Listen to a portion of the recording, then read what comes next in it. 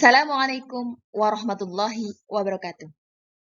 Apa kabar anak-anak? Semoga kalian sehat selalu. Hari ini kita akan belajar tema 8, subtema 2, dan subtema 3. Dengarkan ya.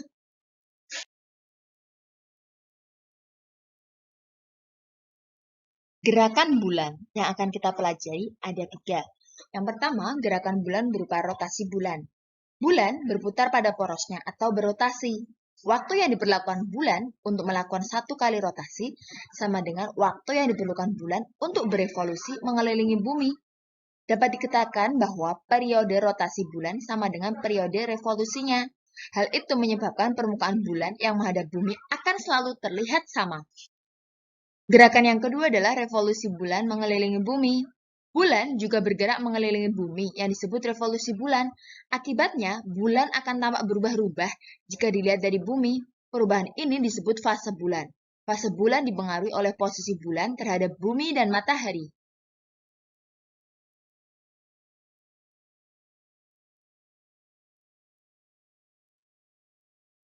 Yang ketiga, revolusi bulan mengelilingi matahari.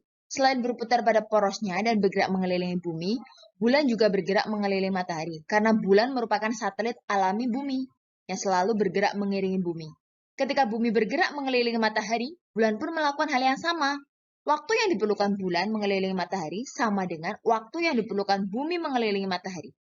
Dapat disimpulkan bahwa dalam 1 tahun bulan hanya 1 kali bergerak mengelilingi matahari dan 12 kali bergerak mengelilingi bumi. Hal inilah yang menyebabkan ada 12 bulan selama 1 tahun di dalam kalender.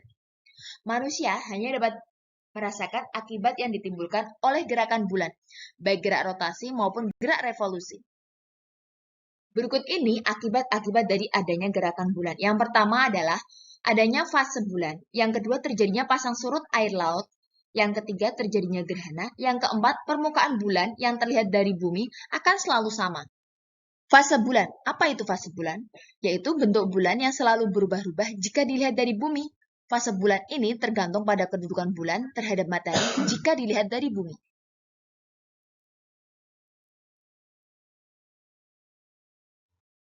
Fase bulan mati juga disebut bulan baru.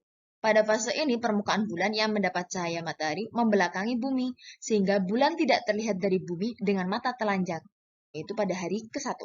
Kemudian, pada hari ke-4 dan ke-25, fase bulan sabit, di mana mulai terlihat dari bumi dengan mata telanjang dan bentuknya menyerupai bentuk sabit. Yang berikutnya adalah hari ke-8 dan hari ke-21, di mana fase bulan ini bulan separuh permukaan bulan yang memantulkan cahaya matahari menghadap ke bumi. Kemudian hari ke-11 dan 17 fase bulan bungkuk atau cembung. Pada fase ini bulan terlihat cembung atau hampir penuh. Kemudian fase bulan purnama, di mana fase ini semua permukaan bulan yang mendapat dan memantulkan cahaya matahari menghadap ke bumi. Dari bumi, bulan terlihat satu lingkaran penuh hari ke-14. Setelah fase purnama, bulan terus mengecil dan kembali menjadi fase bulan separuh, fase bulan sabit, dan fase bulan mati atau fase bulan baru lagi.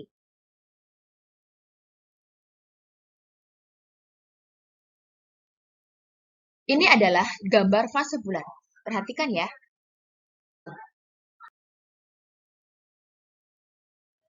Kemudian kita akan belajar tentang kalender Masehi dan kalender Hijriah.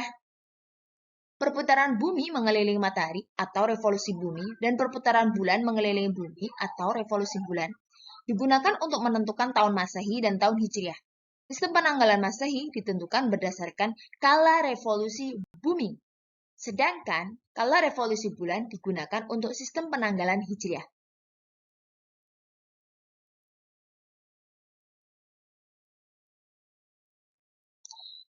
Tahun Masehi atau kalender Masehi juga disebut tahun Syamsiah atau tahun matahari.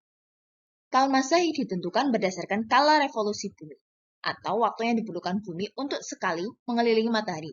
Lamanya adalah 365 hari.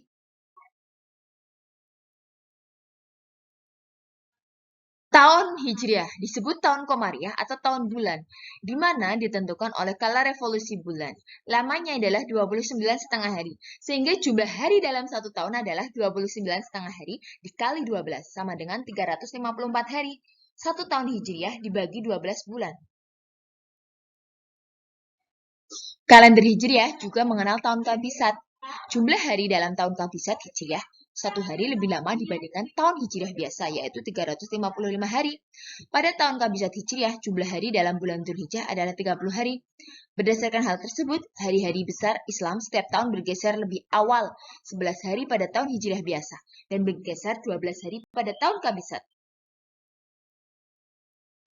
Nah, berikutnya kita akan belajar tentang reklame. Reklame itu apa sih? Nah, reklame adalah media iklan atau pemberitaan, di mana tujuannya menyebabkan informasi kepada halayak ramai atau halayak umum tentang suatu produk atau pesan lain. Beberapa contoh reklame diantaranya adalah iklan, spanduk, brosur, embalase, poster, baliho. Iklan adalah pemberitahuan kepada halayak mengenai barang atau jasa yang dijual dipasang di dalam media massa. Spanduk adalah kain rentang yang berisi slogan, propaganda, atau berita yang perlu diketahui umum. Brosur merupakan reklame yang dibuat pada selembar kertas dengan isi informasi lebih rinci. Embalase, jenis reklame yang ditempatkan langsung pada kemasan produk. Poster, jenis reklame berupa lembaran kertas yang berisi gambar dan tulisan yang dibuat menarik. Baliho, jenis reklame yang berisi gambar atau tulisan menarik dan informatif dengan ukuran besar, ditempatkan di tempat umum dan strategis. Biasanya bersifat semi permanen. Tugasnya adalah kalian tulis dan rangkum materi hari ini sesuai apa yang kamu baca. Tidak usah ditulis semuanya, bentuk rangkuman menurut versi kamu sendiri. Kemudian, buat fase bulan dengan menggunakan Oreo atau Gorio seperti gambar berikut ini. Kemudian, kirimkan ke link yang akan dibagikan oleh gurumu. Sampai jumpa. Wassalamualaikum warahmatullahi wabarakatuh.